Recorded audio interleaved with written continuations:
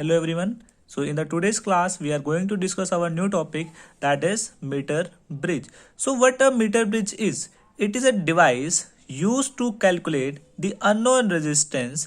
It is device used to calculate the unknown resistance. It is based on the principle of Wheatstone bridge. तो based on a principle of Wheatstone bridge, तो Wheatstone bridge वाला क्या था, याद आ रहा है? That is जब भी चार रजिस्टर्स हमारे पास में किसकी फॉर्म में हो, एक ब्रिज की फॉर्म में, तो उसका क्या होता है, बैलेंस कंडीशन में होता था, तो उसको क्या करते हैं, P by Q is equal to R by S.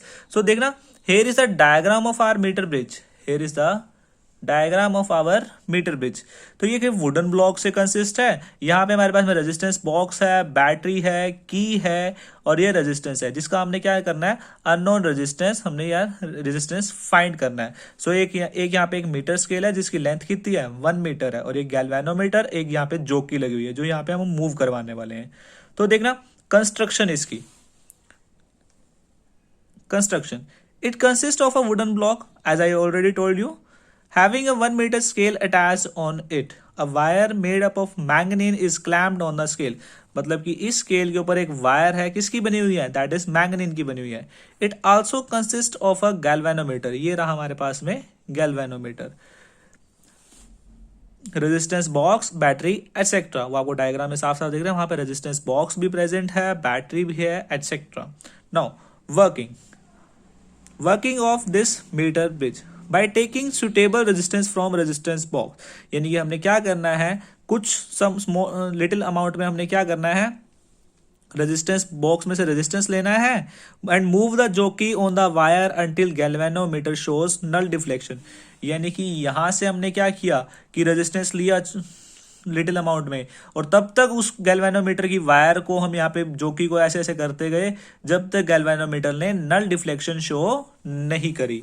Then जब भी क्या आ जाए, नल डिफ्लेक्शन आ जाए, तो मतलब जो हमारे पास में हमारा सर्किट है, it is in its balance condition. So Wheatstone bridge का प्रिंसिपल क्या था, that is P by Q is equal to R by S. P by Q यानी कि length of wire and 100 minus L. Obvious ही बात है, एक side से अगर हम किसी साइड से स्केल लेने वाले हैं, जस्ट सी देखना, अगर यहां तक लेंथ एल है तो यहां से लेके यहां तक लेंथ कितनी होने वाली है हमारे पास में, 100 minus L, where R is the resistance from resistance box and S is the shunt resistance, that is unknown resistance. तो फाइनली हमारे पास में यहां से किसकी वैल्यू आ जाएगी, दैट इज शंट रेजिस्टेंस. ठीक है. तो बच्चे अब आता है हमारे पास में second device, that is potentiometer. Second circuit की हम बात कर सकते हैं, potentiometer. It is a device use to measure EMF more accurately. मतलब मीटर ब्रिज तो किसके लिए यूज होता था, कि हमारे पास में अननोन रेजिस्टेंस फाइंड करने के लिए, और पोटेंशियोमीटर किसके लिए यूज हो रहा है, to measure EMF more accurately. तो प्रिंसिपल, एज हमने मीटर ब्रिज में प्रिंसिपल पढ़ा था, तो यहाँ पे प्रिंसिपल पढ़ते हैं. It is based on the principle that when the constant current flows through a wire having uniform area of cross section, यानी कि constant, then the potential drop across that wire is directly proportional to length of that wire. यानी कि जब भी हम constant current किसी wire में से जा रहे हैं जिसका एरिया ऑफ क्रॉस सेक्शन क्या है, यूनिफॉर्म है, तो उसका जो पोटेंशियल ड्रॉप होगा उस वायर का, वो डायरेक्टली प्रोपोर्शनल होने वाला है उस वायर की लेंथ के. सो बच्चे चेक करना, ये हमारे पास में डायग्राम है किसका, दैट इज ऑफ पोटेंशियोमीटर का डायग्राम है. ठीक है. तो देखो कितने सर्किट आ रहे हैं हमारे पास में, लेट अस चेक. यहाँ पे 1 2 3 and its name is two way key. Its name is two way key. Its name is two way key. तो ये डायग्राम है आपके पास में. तो चेक करना, अगर करंट क्या है हमारे पास में, कांस्टेंट हो जाए, एरिया यानी यूनिफॉर्म दैट इज कांस्टेंट हो जाए, तो पोटेंशियल ड्रॉप यानी कि V is directly proportional to length, V is equal to KL, where K is the potential gradient. So here is the our second device, that is potentiometer. And now we are discussing the applications of this potentiometer. We are discussing application of the potentiometer.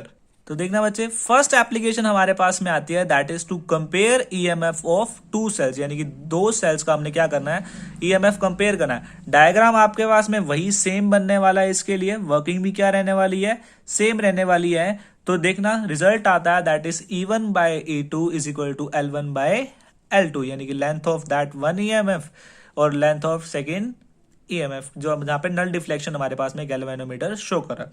तो second application is to calculate the internal resistance of a cell, मतलब जो हमने EMF use किए हैं उनको हमने क्या calculate करना है, EMF या we have to calculate the internal resistance of that cell.